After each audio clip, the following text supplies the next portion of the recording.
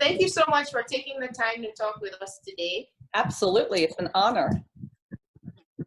Yeah, my name is Emma Lohi Irabi, and I'm the founder of TribeXX Lab.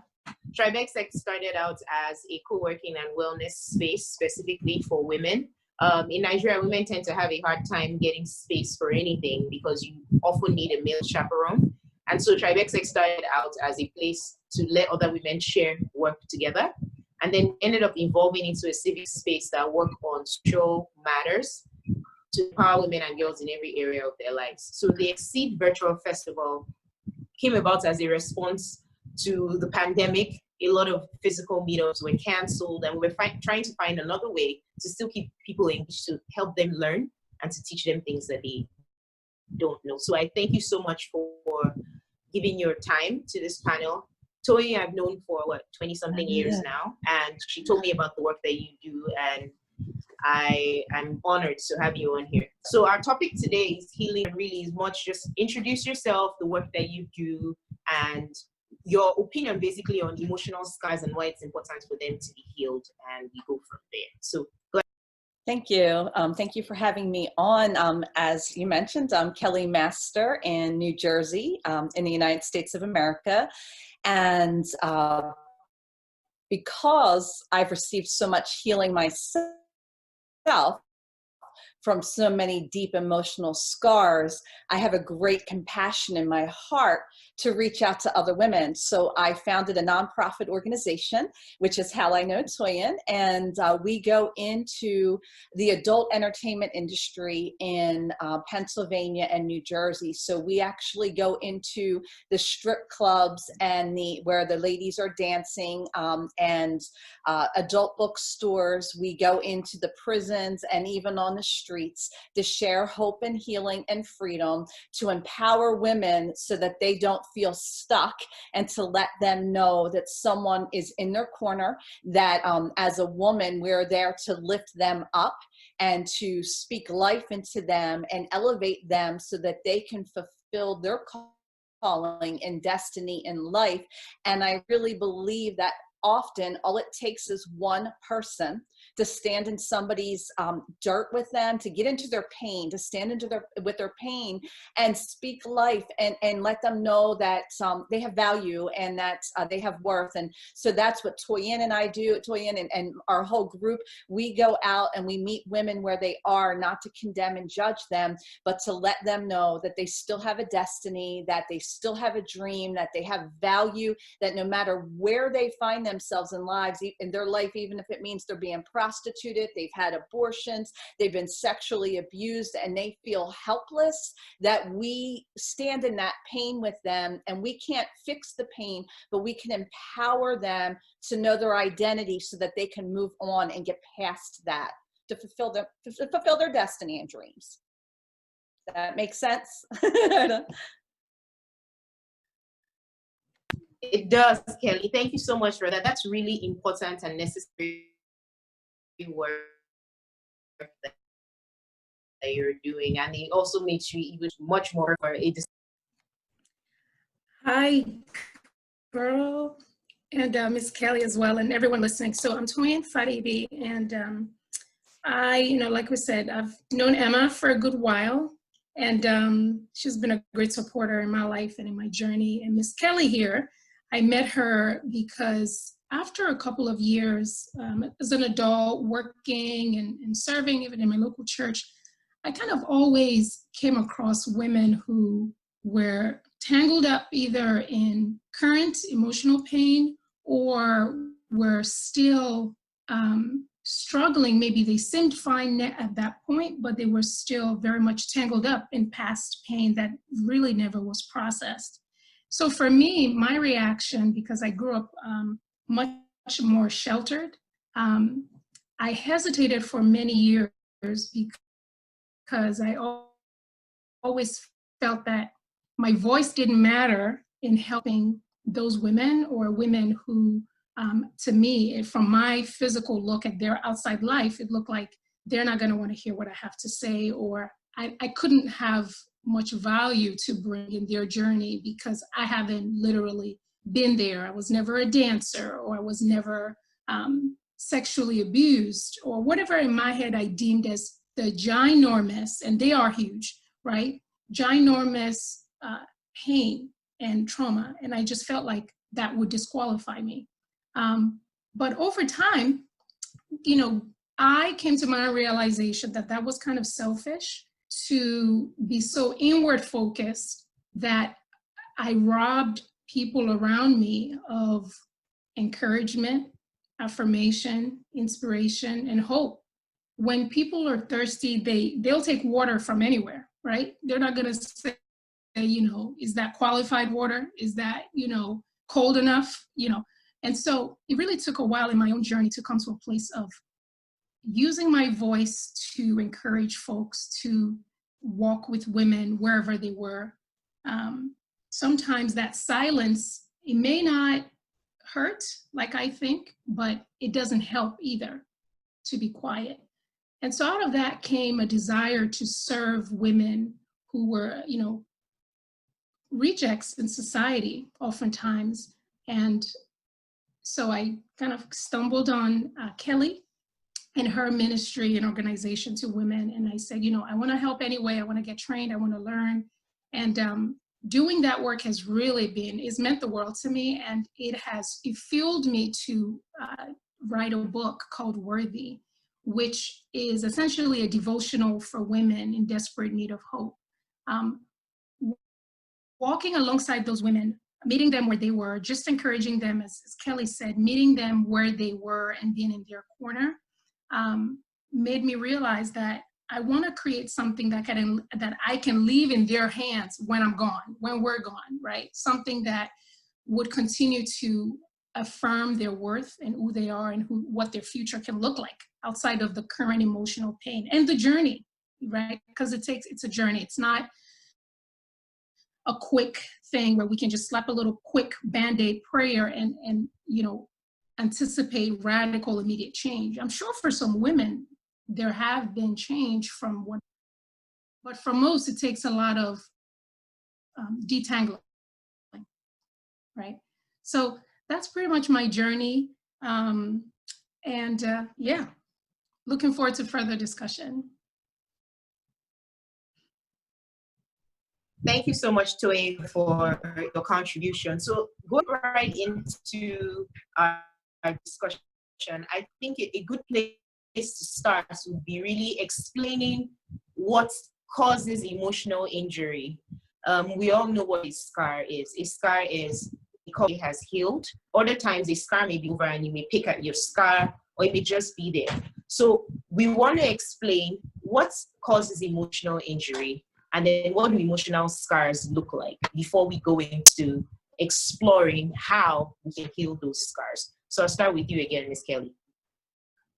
Sure, that's a great question. And I know for myself and most of the women that we meet and minister to in the clubs, most of the women have been sexually abused. And that sexual abuse, it creates not only a scar, but a soul wound, a trauma that enters their soul. They begin to see everything from series of their life emotionally. It begins to create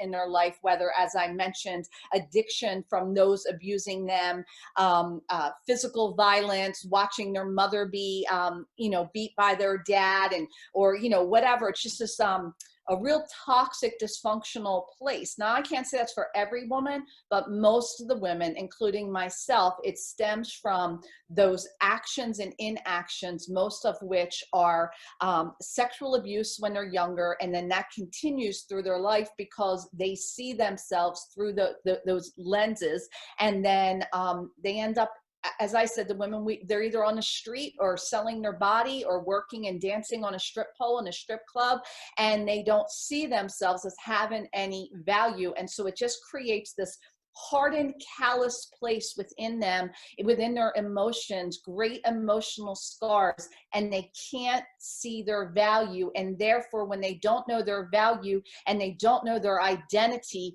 they don't think they're worth anything else. Well, thank you for that. Toyin.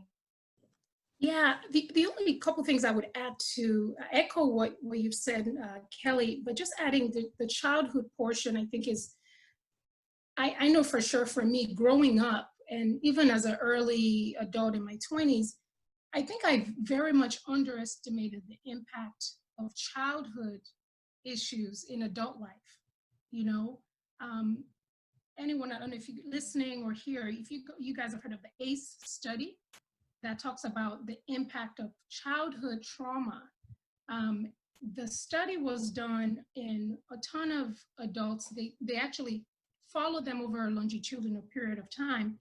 And as adults, they realized that the folks who had the most traumas had more, not just emotional ailments, they also had more addiction in their life and emotional stuff as adults, regardless of what happened as they were growing up. They didn't like inject any interventions in the middle to prevent certain things. It was just kind of a, let's see how they do turn out by natural cause of events. And so I think that childhood, the childhood traumas that we experience has much more impact than it's gotten, that's been given attention to. So I would say that is one. And I think Kelly mentioned some of those around domestic violence, especially, but any childhood trauma is most definitely an indicator for emotional pain as an adult.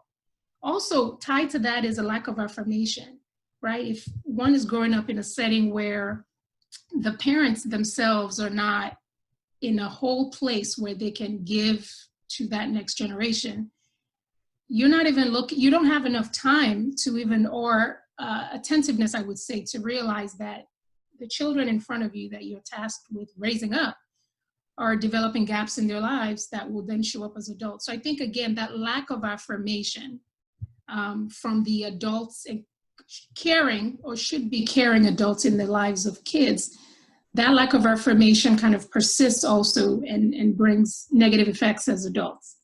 The final thing there also is coping strategies. So thinking of, for many of us as we got older, and I'm teaching my daughters right now, they're 4 and 6, like when you get upset, it's not okay to just throw a tantrum, right? When you're frustrated because you've said, hey, I want to say something for a minute and mommy didn't talk to you yet, like that doesn't give you a reason to scream and interrupts the peace in the room.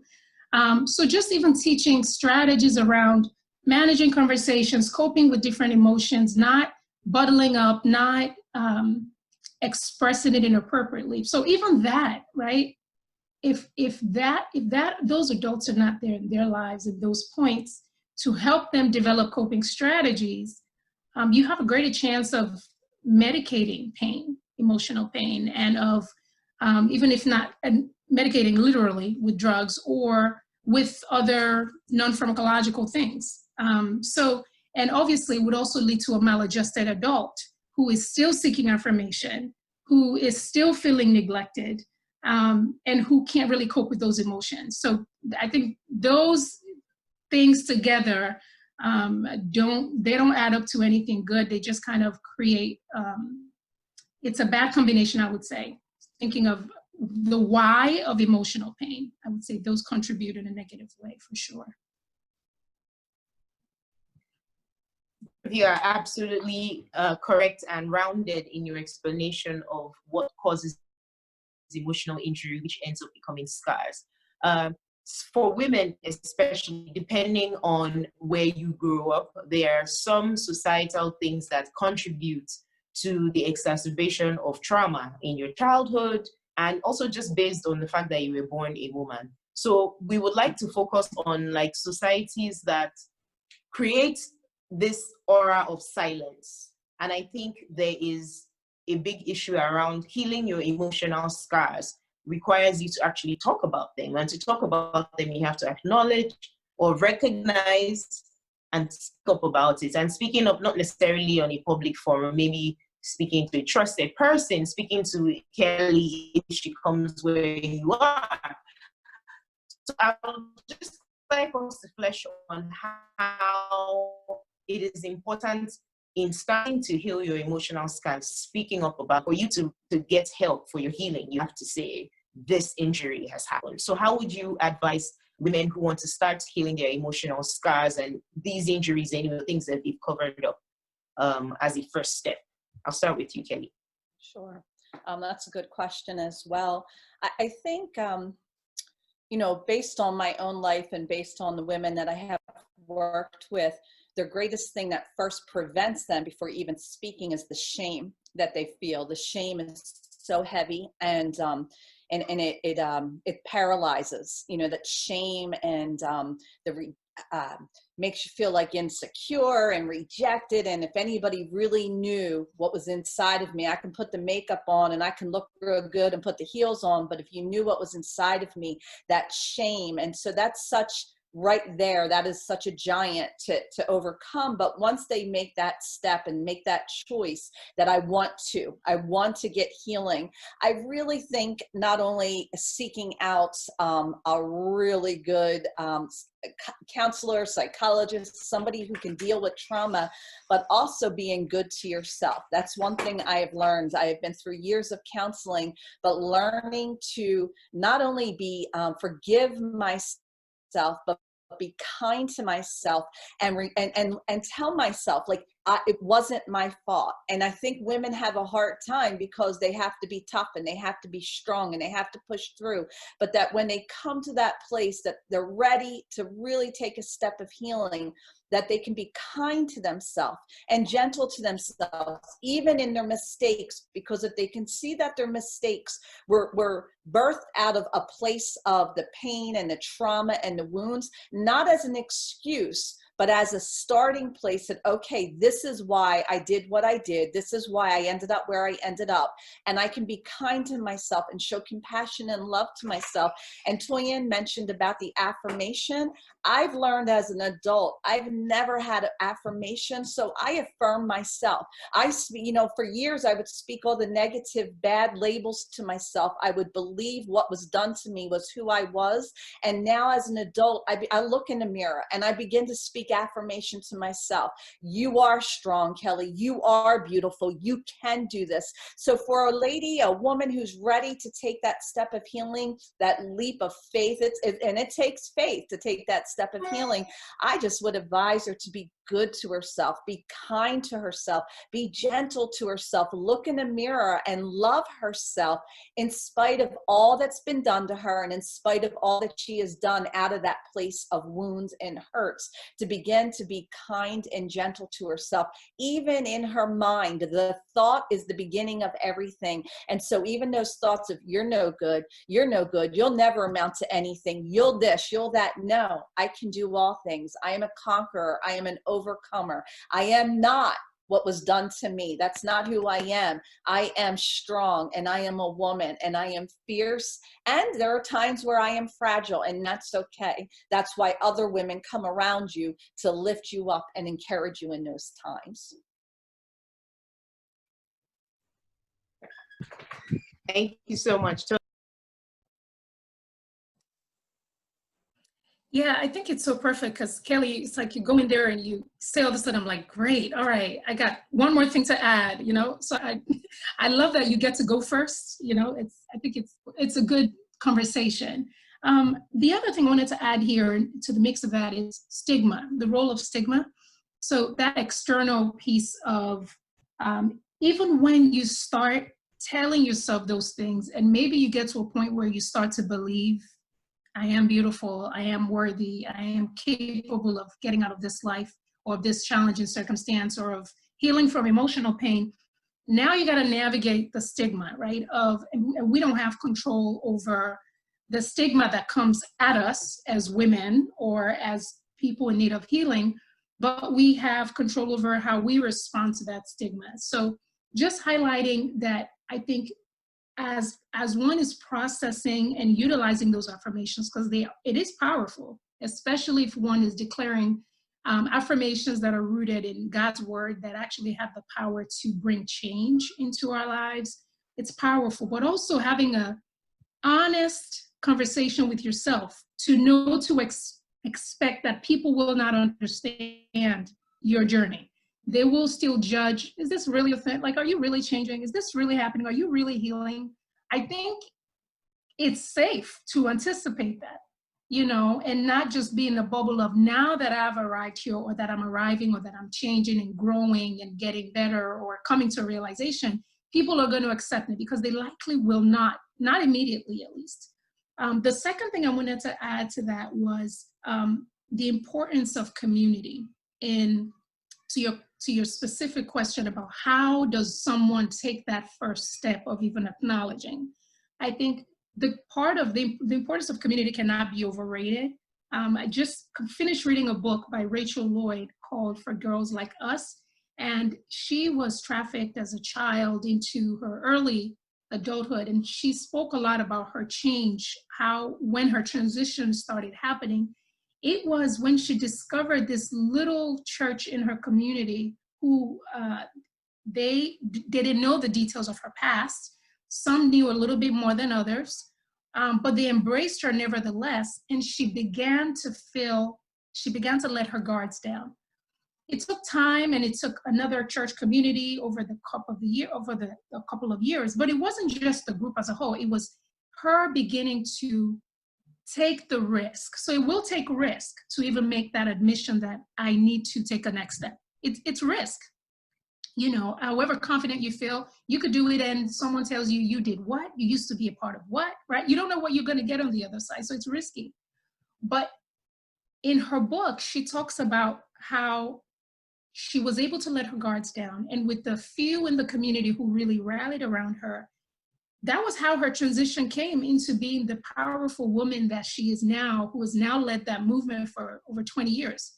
She herself was in the life, and with the help of a supportive community who helped reinforce the new words she was trying to get to tell herself, that made the difference. And times when she would forget, and times when we forget, right? And I'm sure there are days more than others where, as good as we are with reminding ourselves of who we are, there are days that we may forget. And we may not be the ones reminding ourselves. It might be a friend that you text that tells you, girl, stop, you forgot this about yourself, right? So that supportive community, even in the first stage of acknowledgement, I think is really important because they fill in the gaps that you absolutely have. There's relapse that's common, in whether for addiction or for emotional pain or in the sex industry also.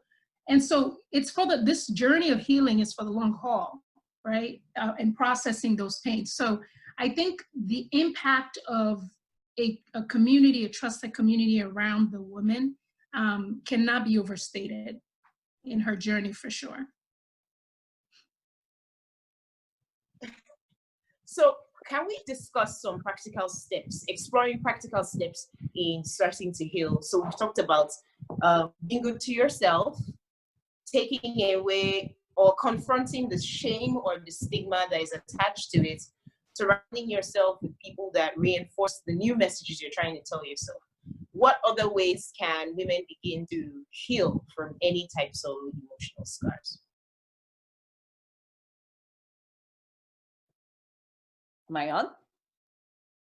Yeah, I think, Toyin, what you have done with creating that book, I just sat here thinking, you know, I know for me, journaling and trying new things, taking a risk, you know, stepping out. And, you know, for so long I had believed, and I'm just going to speak from personal experience, I had believed I wasn't any good, that I didn't have any value, that I would never amount to anything. And so taking those steps of just trying new things. I started a nonprofit and I wrote a book and just trying new things. Now, not every woman would want to do that, but every woman can take those steps. It's almost like a baby beginning to walk. And like Toyin said, that community of women around her to cheer her on and encourage her.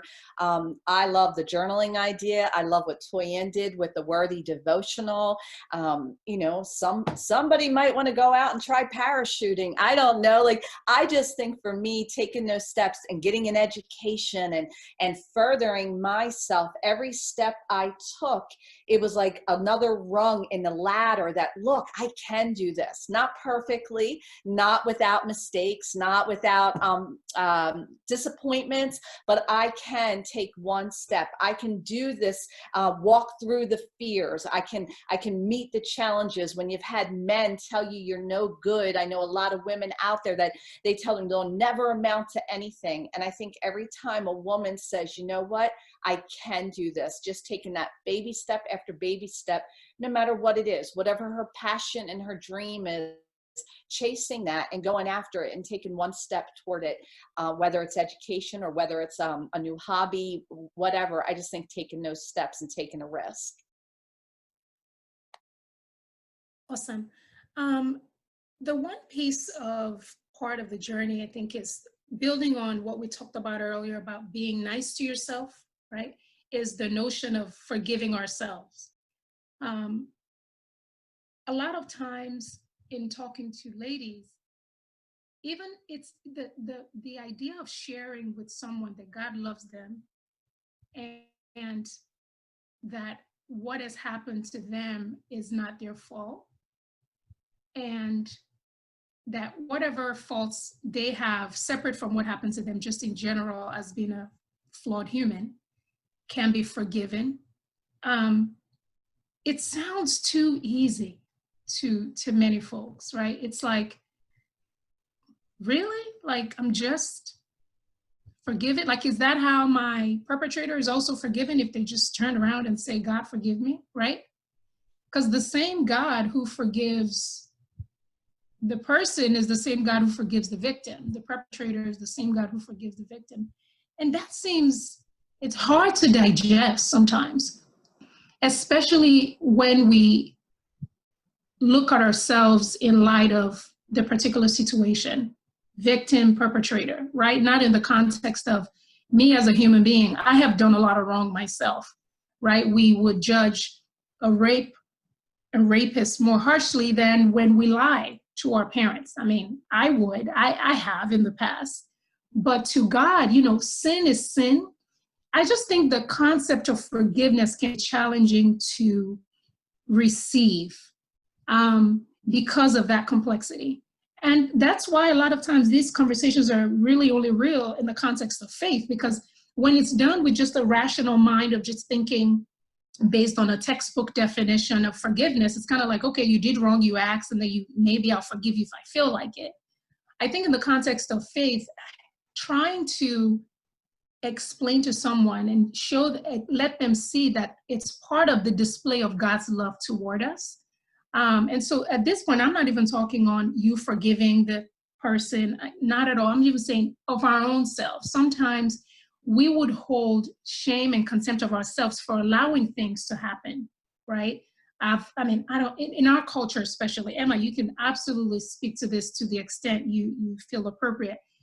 A lot of times in the Nigerian culture, and some parts in the US, I've heard people say, well, how could you have stayed in that for that long? Why would you sit down and receive that? Like, your parents are in the same town, your family's well-to-do, like you couldn't have just called them, like you didn't have a phone, you know, it just seems so simplistic. And I think those mindsets and those comments don't help someone who is trying to, maybe even they've received God's forgiveness and now they're trying to move on to forgive themselves, right? That blocks it. And so the encouragement here is not just acknowledging that self-forgiveness is real, but that a lack of self-forgiveness hinders the healing process because you keep sabotaging because you still feel like, but I'm not, I don't deserve this new life. So that new life that, you know, Kelly's encouraging folks, like, dream bigger, try different things. If you constantly keep feeling that you are so dirty because you allowed yourself to be dealt with dishonorably, it's hard to see beyond that. So my encouragement is taking that step beyond, if God, who created you and created us, and who is attuned to our pain, emotional, physical, all of it, and is near enough to forgive us of whatever wrongs we did and to help heal us of the pains that we've endured from the hand of someone else, that same loving and near God is able to help us forgive ourselves so that we don't sabotage the journey. So I just feel like it can be such a barrier if it's not dealt with. Can definitely piggyback on your point about, you know, being in a place where they're like, why did you stay for so long? However, there's so many layers to the reasons why people stay, and it also comes back again to the shame.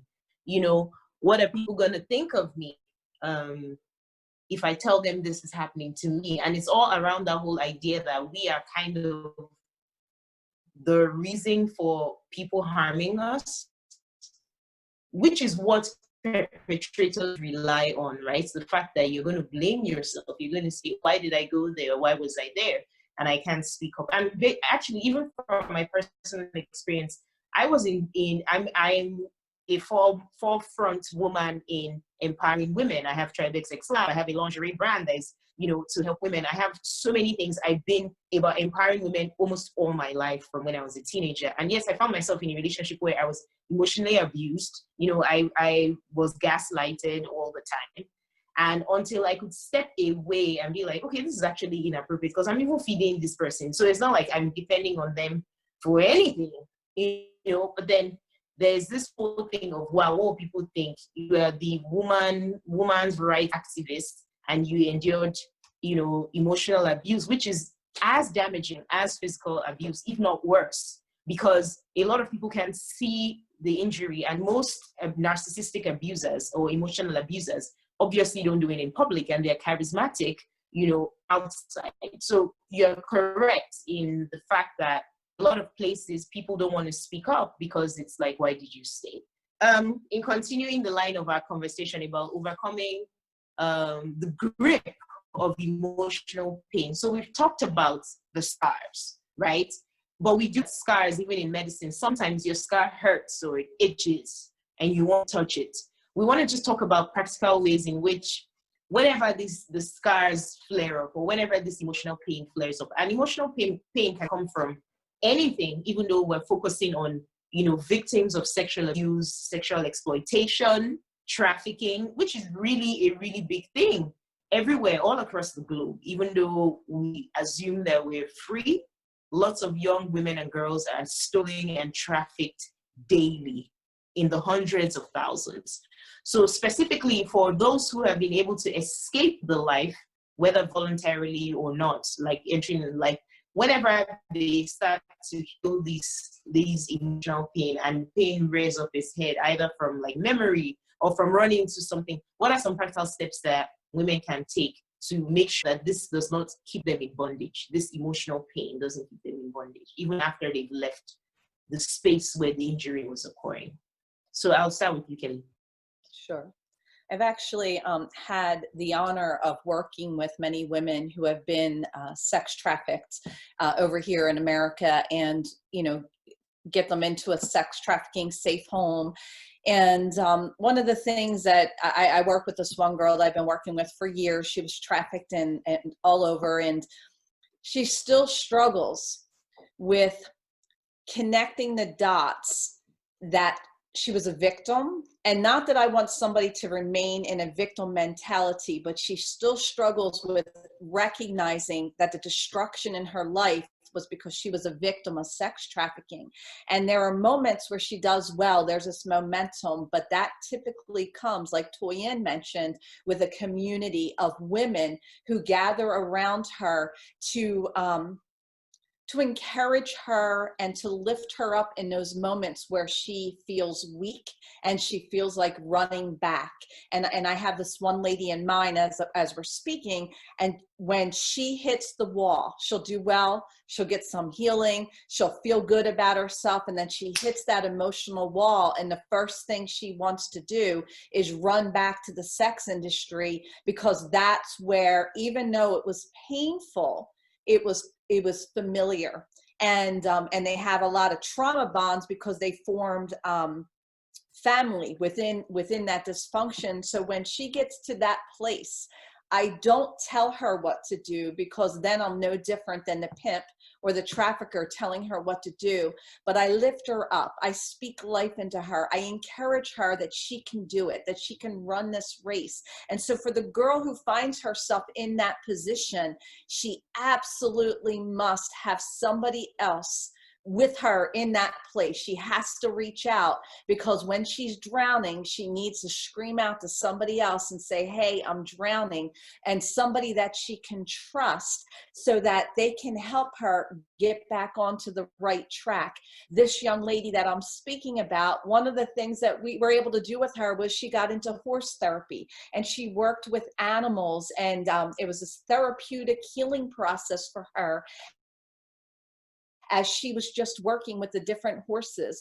One of the things that she did was, with washable markers, so it did not hurt the horse, she wrote words that were inside of her on this horse and then washed them off. And she tended and took care of this horse and even different animals. And it brought a sense of healing into her life as she was releasing that nurturing into another animal. And so I just think that when a woman hits that place and she hits that wall, that she needs to be able to reach out and say, I'm weak, I'm drowning, I can't do this on my own. And that way somebody can come around her and help her out in that moment, which is what you're doing with this. This is exactly what you're doing, is you're offering a tool to help women, to empower women, to say, you know what, we're in your corner. We might be on a computer, but you can do this. We believe in you.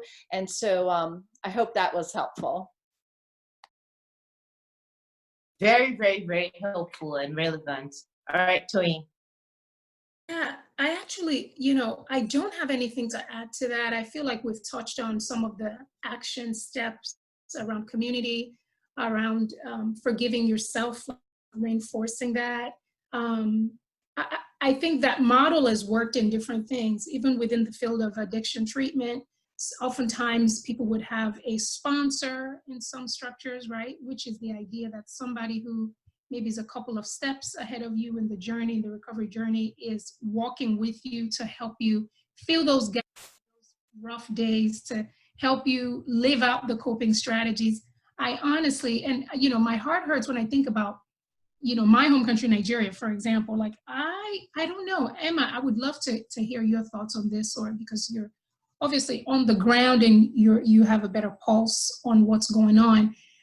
In the US here, I don't think we have enough safe havens and those kinds of footballs. At least we have some, we may not have nice enough shelters for women and families, but we have some, right? I don't know if in Nigeria and even other parts of the world, how much of that exists, where right coming out of a more traumatic, like literal dramatic scenario, do people have a middle point to go to help bring that buffer? Because that's necessary between living there and reintegrating back into society as a contributor to society. That middle point is needed to some degree, and then long term. So the need for community doesn't end after a 3-month program or a year's safe haven program. It's long term. You need community. I need community. Emma needs, like, we all need community, but more so in that critical stage of initial healing.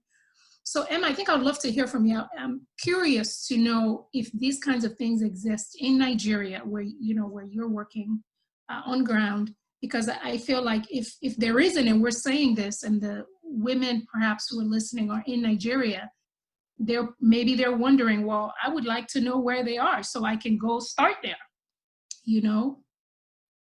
Do we need to build one? So actually, there are lots of nonprofits and social enterprises working to provide a safe space for victims of sexual assault.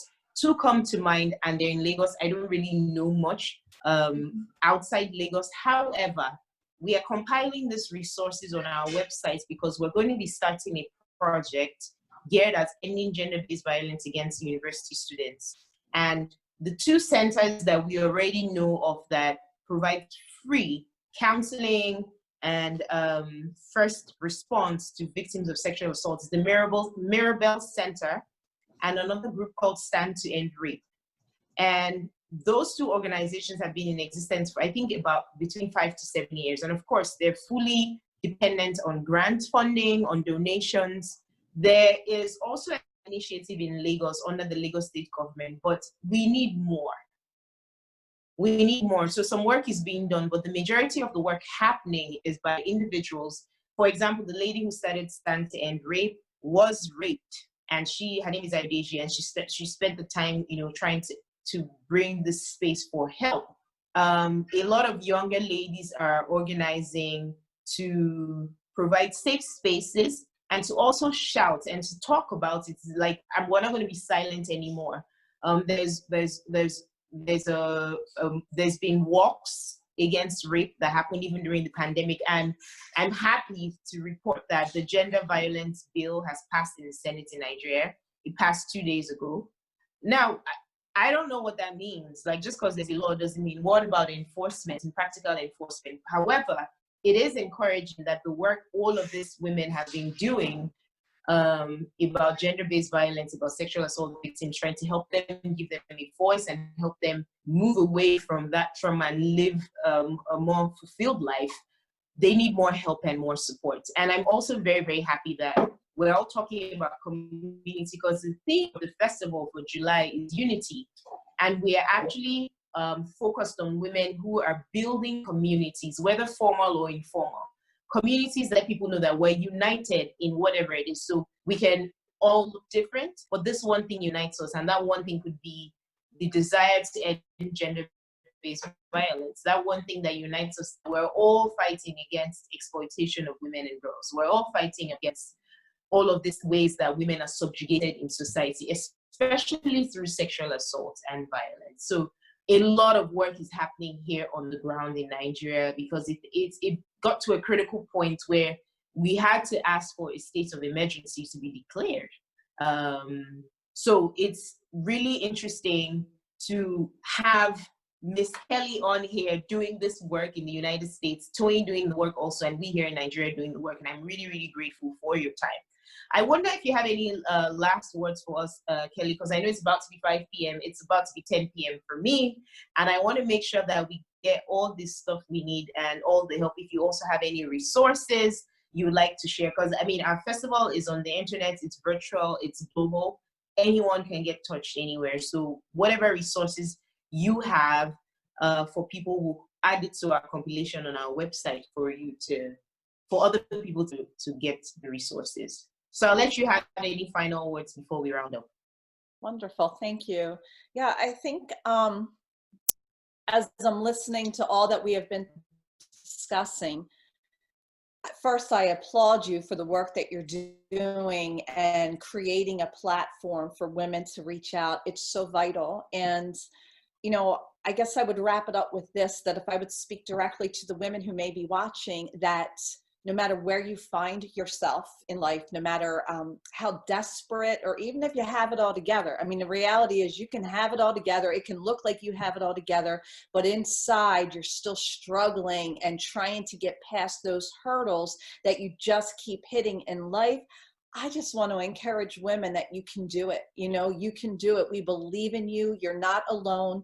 There are many, many resources. I'm not quite sure if my resources here in my neck of the woods would benefit those in Nigeria, but there are so many resources available to help women get out of domestic violence situations, to get out of sexual exploitation, to get out of the hands of a trafficker, or for the woman who has it all together, who grew up in a great great house and all seems to be well, but she's still struggling, that there are resources for you to keep on moving. You know, I am so excited that Toyin asked me to be part of this. I'm in awe. I honor both of you ladies. I sit here and I'm watching and I'm listening, and my heart's just swelling with joy at the love that I have for both of you, just sitting here on this this little program, because God has brought us together. You know, I think it's beautiful when we can come together, not to step on each other's shoulders to push them down, but to elevate women, to provide a safe space for women. And that's what you are doing. You're creating and fostering this environment that says to women, no matter who you are, where you are, come on in, and we will help you. We will speak life into you. And so my final words are to every woman watching: you can do this. You have it. Don't give up. No matter where you've been, no matter what has happened to you, you have value, you have destiny, and we believe in you collectively, and others do as well. So hold on. Okay, Tony. Yeah, I just want to affirm the woman listening that God loves you. You know, God loves you so much. I think in our society today, it's such a cliche thing. We throw around the word love pretty casually, right? We talk about love for food, but then we talk about love for God, and then we talk about love for our sister, and it all seems the same. But I just wanted to affirm this woman listening today, whether, as Kelly described, she's had a severely traumatic life, or on the other side, the emotional pain is just from maybe low-key rejection, I would say, right? You've just got no after no after no, and you're just broken on the inside. I think just encouraging that woman that you are loved, and God's love is not dependent on your activities, is not dependent on how good you've been or how severely you've been used and abused. His love is regardless. And I just wanted to affirm you today, right where you are, wherever you are in your journey of healing or seeking healing, that God loves you so much. And what that means is that he embraces you and he calls you his own, right? You don't, we don't live off of other people's affirmation and their acceptance of us. We can, if we start first with God's love, and receiving that he created you on this earth for a purpose, and for this generation, for right now, with intention, you know. So I think if we can start there, I'm encouraging you to start there. Please reach out to me in terms of by way of resources or connecting. Although I'm in the United States, I do have a website, and it's www.toyin, so Toyin Fadeibi, FADEYIBI.com. And on my website, I operate a blog on there, which every month I drop an article, encouraging article to infuse hope in women. Target is to infuse hope literally for women like you listening. So go on there.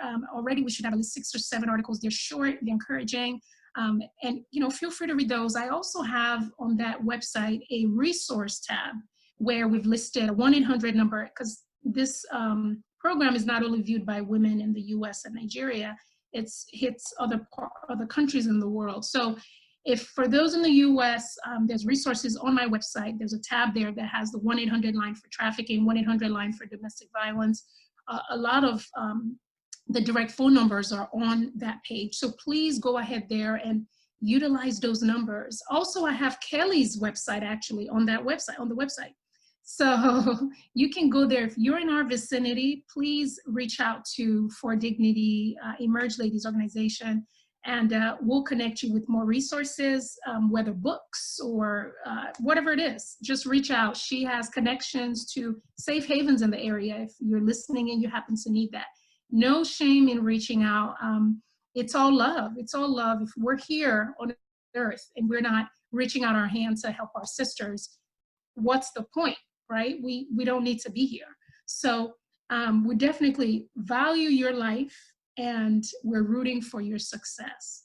Also, I would love to donate a couple of worthy books to any woman who's listening, who feels that they would like to have in their hands something that would help them for a year. So it's a 52-week devotional coloring book, it's a weekly spread for devotion and also coloring page.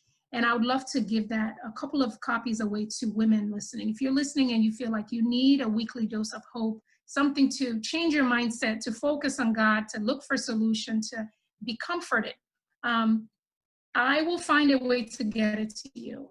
Right now, it's not available in Nigeria, but we've shipped all across the US and some of the parts in the world. So I can definitely find a way once COVID loosens up a little bit, probably.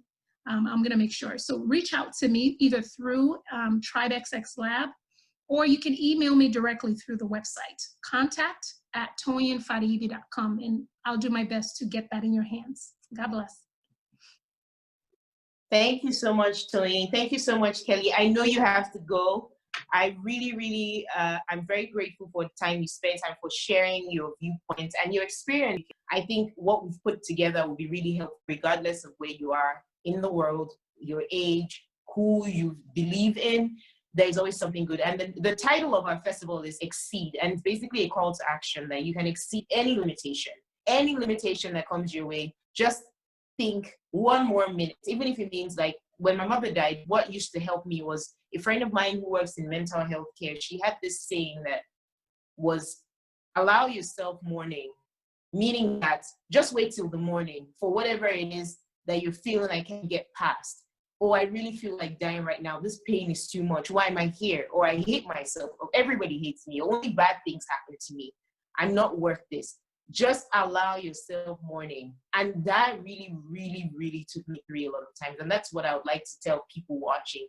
Allow yourself mourning. We understand that the earth is groaning in pain.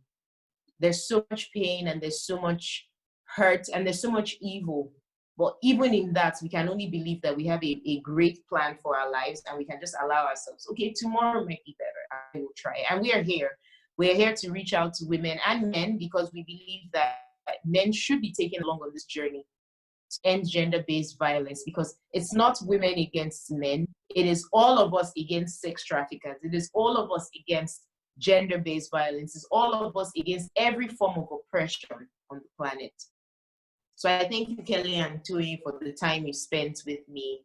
And I wish you great success. It is time to exceed. Have a great evening.